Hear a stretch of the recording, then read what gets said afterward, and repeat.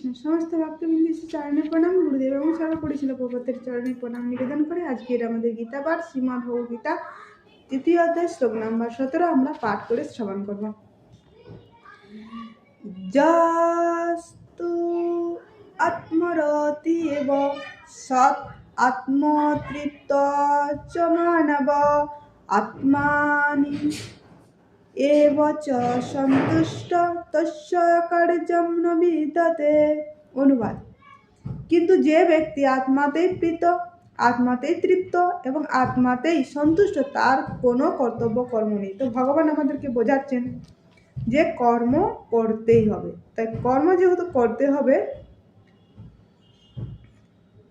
কিনা ভগবানের সন্তুষ্ট বিধানের জন্য কর্ম করা উচিত। তো কর্ম না করলে কিনা কর্মফল থেকে মুক্ত হওয়া যায় না, কোনো সিদ্ধি লাভ করা যায় না এবং জীবনও সাফল্য লাভ হবে না। তাই কর্ম করতে হবে, ভগবানের উদ্দেশ্যে। তো কর্ম 3 প্রকার: কর্ম, অকর্ম আর বিকর্ম। কর্ম যেটা হচ্ছে সকাম কর্ম, যেটা স্বর্গে নিয়ে যাবে।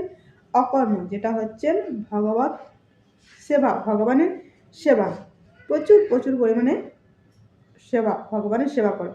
তো আমি আগে ভাবতাম যে এই অকর্ম মানে যেটা কর্মের মধ্যেই না, মানে ভাবতাম যে অকর্ম, এটা আমি ভাবতাম যে অন্যরকম ভাবতাম যে অকর্ম মানে তো অকর্ম, মানে এটা ভাবিনি। কিন্তু এটা অকর্ম অনেকেই ভাবতে পারেন যে অকর্ম মানে তো কোনো কর্মের মধ্যে হচ্ছে না। তো না, অকর্মটা হচ্ছে ভগবানের সেবা।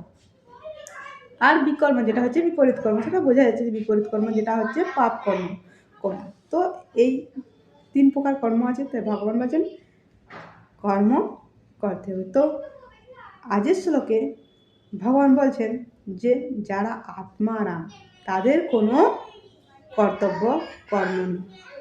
তো আমরা দেখবো যে যারা আত্মারাম তারাও কিন্তু কর্ম করছে কি না। আমরা দেখবো যে ইস্কনের গুরু বর্গ যারা আছেন তাদের তো কোনো কর্ম করার প্রয়োজন নেই, তারা তো আত্মারাম, কিন্তু তারাও কর্ম করছেন। তো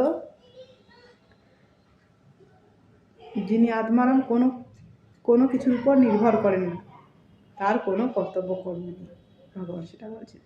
তো আমরা দেখবো আত্মারাম যারা, তারাও কর্ম করছে। তো সবাইকে কর্ম করতেই হবে। তো আজ এই পর্যন্ত, পরবর্তী আলোচনা পরে। হরে কৃষ্ণ।